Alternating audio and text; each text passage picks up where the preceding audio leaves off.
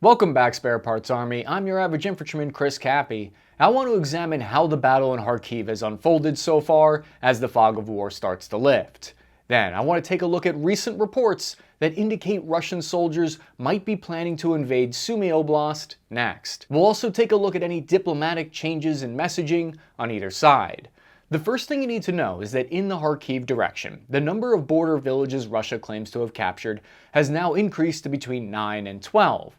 The exact number isn't what's important though. What really matters is how close is the closest town to Kharkiv city. One such close proximity town that appears to have been captured by Russia is Luk'yantsi. The reason this is concerning from the Ukrainian defenders' point of view is because the next town in line is Lyptsi.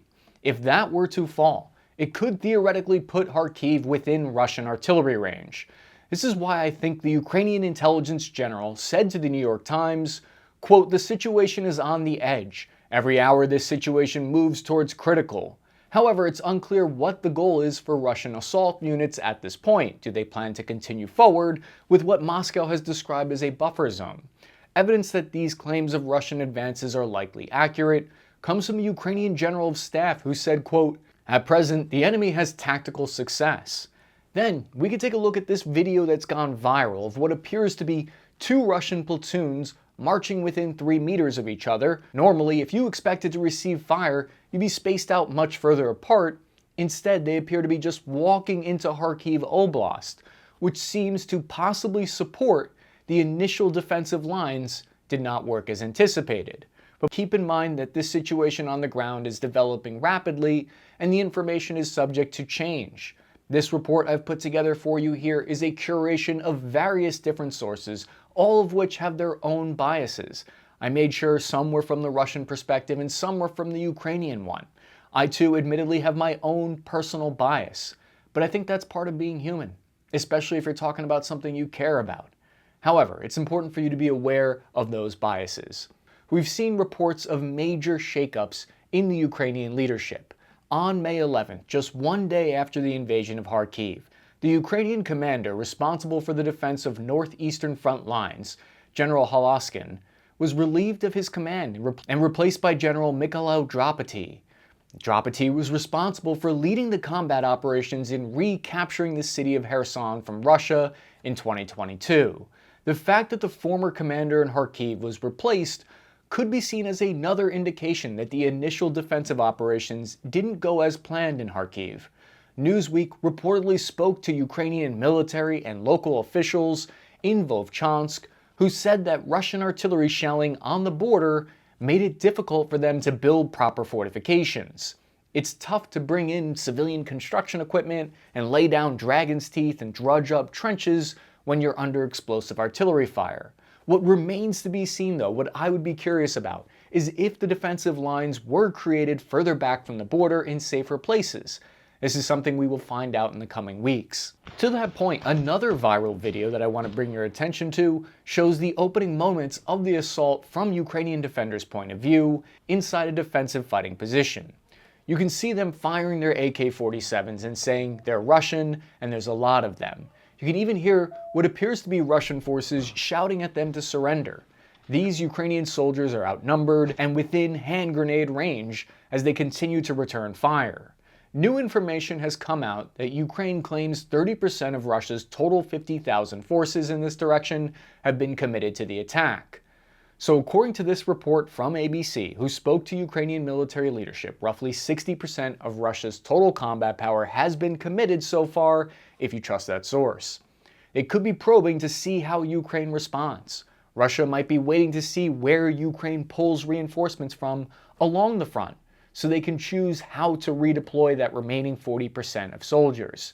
It's also possible a portion of those troops were logistics, and it's also possible that they could be redeployed a 2.5-hour drive away to Kursk Oblast inside Russia so they could assault into Sumy Oblast inside Ukraine, as we'll talk about soon. The town of Vovchansk has become the focal point of the Kharkiv assault.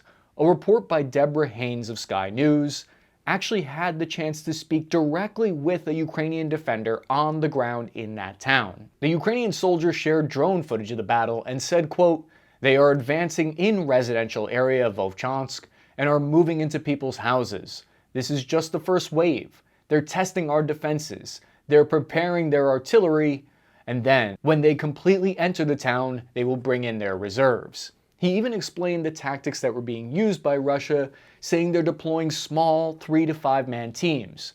This is a unique strategy that we've seen used by both sides recently. In Iraq, for instance, we only ever moved in groups no smaller than a 40-man platoon-size unit with 4 armored vehicles. And this was the same tactic used at the beginning of the war for Ukraine and Russia, which has evolved over time.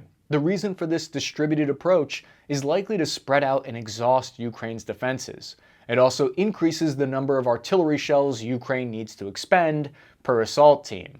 It lines up with the trend of Russian troops apparently using more Chinese-made ATV vehicles and motorcycles, these light attack vehicles, in recent assaults, partly because it's more difficult to locate and target an ATV with drone attacks. We've seen this increasingly being adopted by the US military as they acquire thousands of infantry squad vehicles and motorcycles themselves, a move that shocked people a few years ago when that transition started to what they now call anti-tank hunter-killer teams in the infantry.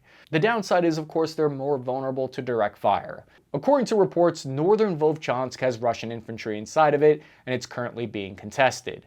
If you found the report valuable so far in any way, Spare Parts Army, please hit the like and subscribe button to promote it to more people.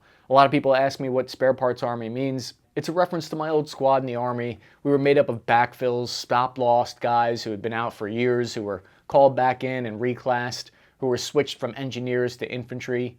That's how we got our nickname Spare Parts Squad. Were there any changes in diplomacy and messaging at the state level due to Russia's advances in Kharkiv? There was a surprise 2-day visit from US Secretary of State Antony Blinken to Ukraine. The fact that it wasn't mentioned in advance suggests it was in direct response to the situation in Kharkiv, possibly. From a diplomatic point of view, the visit by Antony Blinken is designed to show the Ukrainian people and military personnel that the US support is still there. It was the first high-profile visit since the $60 billion aid package was renewed. Antony Blinken tweeted that he discussed increases in anti-air assets like 2 Patriot missile launchers specifically for the Kharkiv region. Blinken said US weapon supplies should be reaching the front lines now. On May 13th, another update caught my eye that was issued by Denmark. They gave an update on the timeline for when F-16 fighters might arrive in Ukraine. They stated it would be within 1 month, but that was later corrected to within a few months. That delivery has been stalled by over 6 months for unknown reasons. Denmark and the Netherlands have said that they would deliver 61 F-16s in total. These updates on weapon supplies and surprise visits are likely not a coincidence. They're probably timed to show support to Ukraine. How effective that support will be remains to be seen. Ukrainian intelligence general Badanov made a comment to the New York Times that I'm actually curious to hear what you guys think about it, because from my point of view, I can't understand the reasoning behind it. He said to the New York Times in a video interview on May 11th, quote, "All of our forces are either here or in Kharkiv Yar. I've used everything we have. We don't have anyone else in the reserves." This appears to be breaking OPSEC, or operational security. He appears to be revealing information about the Ukrainian troop strengths to the public, which from a strategy or intelligence point of view, I can't understand. It sounds like either a blunder or it could be purposeful disinformation. Considering he's the head of intelligence, anything's possible. But if you have a theory about why he said that, please share it with me on the Task and Purpose Discord server. I'll be chatting with you guys there for a few hours after posting this. Kharkiv Yar is of course the location about 10 kilometers to the west of Bakhmut, where Ukrainian forces fell back after Bakhmut fell. The strategic value of this location has been hotly debated, with some saying it's just another town, while many saying its geography give it a hilltop view of the surrounding area and make it an ideal springboard into deeper Ukrainian territory. So far though, as of May 14th, Russian forces have yet to make an operational breakthrough in Ukraine's front lines. And it appears this assault in Kharkiv is an attempt to speed that process up. The head of Ukraine's military intelligence agency, General Badanov, made an assessment that he expected Russia to launch a new ground attack into Sumy Oblast within the next few days. Whether his analysis is correct or not, we've already observed signs of some cross-border intrusions and potential shaping operations here. Russian assault units have deployed near the Sumy Oblast further to the north, where they just invaded Kharkiv Oblast. Russian troop movements here reported near the town of Sudzhan. According to Reuters, this is the location of the last remaining pipeline through which Russian natural gas transits into Ukraine to European customers after the Nord Stream pipeline was blown up. We know that the Russian 128th Separate Guard Motor Rifle Brigade and the 71st Guard Motorized Rifle Regiment are deployed in the Russian Kursk Oblast here. It's where the Kursk Air Base is located. Ukrainian drone attacks have repeatedly hit this airbase as bombers fly from here to attack Ukrainian infrastructure. The Russian 53rd Anti-Aircraft Missile Brigade, as well as the 448th Missile Brigade, is stationed here. Russia has multiple repair and storage bases and logistics centers that would be necessary for them to launch a ground assault from. What we do know is that the Russian Spetsnaz units, or essentially Special Forces sabotage teams, have been operating in Sumy Oblast at increased rates in the last 2 months. A pro-Russian mill blogger named Kondoretio reported that they have systematically been eliminating Ukrainian border guards in Sumy in the past month. The Center for Eastern Studies also corroborated these reports of Spetsnaz forces, saying on March 17th, Ukrainian forces prevented 3 Russian sabotage and reconnaissance groups from penetrating deep into Sumy Oblast. Moscow claims these attacks were due to Ukrainian activity in the bordering Kursk region. The reason we might see a Russian attempt at assaulting into Sumy is because they claim the Ukrainian military intelligence has carried out their own infiltrations into the Kursk side since March. Ukraine has repeatedly hit electrical and oil refineries inside Kursk. If Moscow's goal is to create a buffer zone, it would hypothetically make logical sense that they would make a move here based on their own stated line of reasoning. Reports on April 1st from Ukraine's military confirmed these sabotage attempts were occurring in early last month. In April, however, they reported repelling those intrusions. Russia's artillery shelling and missile strikes have also increased in Sumy in the past month, indicating potential shaping operations here. Within a 24-hour period on May 12th, there were 21 missile attacks within Ukraine's Sumy Oblast.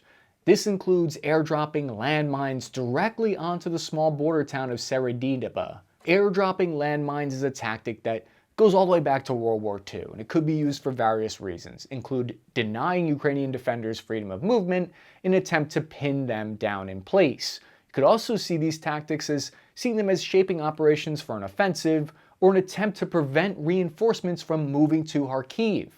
Only time will tell which one it is. It might sound a little confusing, but Sumy Oblast is both the name of the region, it's also the name of a city in that region. That city, Sumy, has a population of 250,000 people, making it the 23rd largest in Ukraine. The city itself has come under frequent missile and rocket attacks ever since Russian forces withdrew in 2022 after nearly surrounding the city during the initial invasion. According to a recent Wall Street Journal report, Russia has increased their missile and drone strikes by 45% in the past 6 months. At the same time, Ukraine's missile interception rate has dropped from 73% to 30%, largely due to a lack of anti-air munitions from the West. In response to that increased pressure in Sumy, Ukrainian authorities issue a recommendation to 2 Sumy towns to evacuate 10 kilometers from the border. The pro-Russian mill blogger Kondoretio claims that the immediate border has already been cleared of Ukrainian landmines and engineering obstacles by Russian forces, although I couldn't independently verify that information. From what I could dig up, the picture here has quickly changed, because only 2 months ago on March 18th, a spokesman for the operational command north of Ukraine, Vovchansk, said, quote, "We are not currently seeing a large enemy group for a large-scale invasion of Sumy region." He stated Ukraine was strengthening their fortifications with 3 lines of defenses here. The reason this is potentially a significant development is because if Ukraine has to send reinforcements to Kharkiv and also Sumy Oblast, they'll be stretched out across the front line even further, which many people believe that's Russia's goal, to create an operational breakthrough by spreading their troops out. Similar to some military leadership shakeups in Ukraine, Russia just had their own. The Russian Ministry of Defense, The Russian Minister of Defense, Sergei Shoigu, has been replaced after 12 years of service. Some say surprisingly by an economist without military experience named Belosov. But other experts believe this makes perfect sense since Russia's pouring vast amounts of money into the defense industry now, and it will require financial experience to manage those resources. Before you ask, no, it doesn't seem like Sergei will accidentally fall out a window or end up on an exploding plane. It looks like he's being given a lateral style move where he isn't technically taking a demotion, but he won't be involved in the day-to-day shaping of the Russian military. When we think of a Minister of Defense, it's easy to accidentally think of this position as an actual military planner or a field general, when in reality none of those skills of an actual soldier would really translate to be useful in this job. In the USA, for example, the analogous role is the Secretary of Defense. They're in charge of budget and big picture devotion of resources. I think of it like I wouldn't want a really young, athletic doctor. I'd want the old dude who looks like he's been around and knows the game. Maybe I should pick doctors better though. On the 5th day of Russia's opening up of a new front line, there remains a lot of unanswered questions about how far they will attempt to push, if they will try to start lobbing artillery shells into Kharkiv if they can. It's still not clear if Russia intends to make ground assaults into Sumy. But join our community in the Task and Purpose Discord server if you want to discuss this further with me. I'll be chatting there with you guys for the rest of the night. I'm your average infantryman, Chris Cappy. Thank you guys for watching, signing off this net time now.